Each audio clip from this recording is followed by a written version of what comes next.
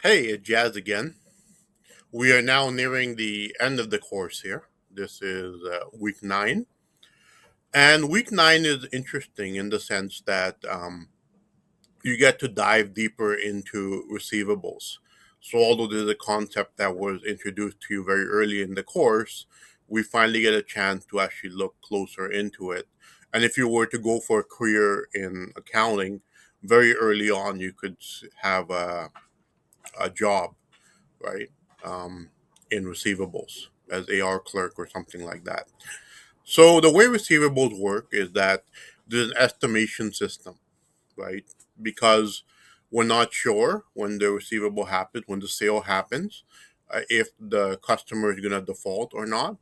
So what we have to do is create an estimation system which will more or less accurately track the possibility of default.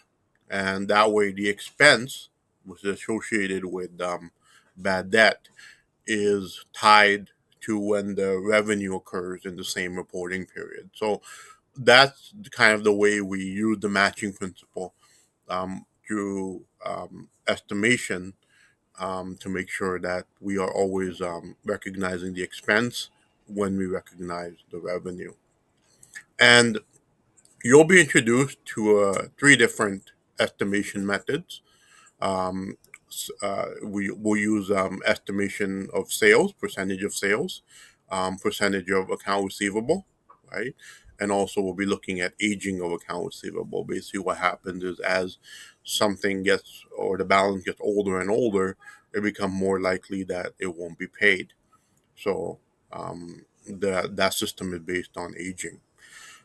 In terms of what you have to do, in addition to your usual, we have a new discussion forum open here that you can see.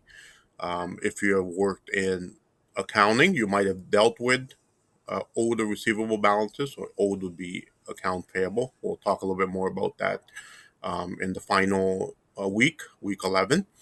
But also in your personal lives, right? If something is owed by you or somebody to you, right? That will be receivable. How do you deal with it? Do you have the mentality of paying right away, or yeah? So just talk a little bit about that. It's a very open-ended question.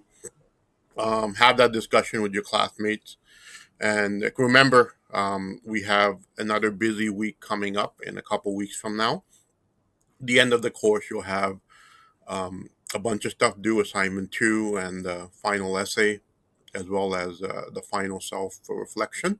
So in the next video for week 10, I will discuss a little bit more about that final essay. So hang in there. You're almost done. Stay positive, stay upbeat, and I'm always here to help you.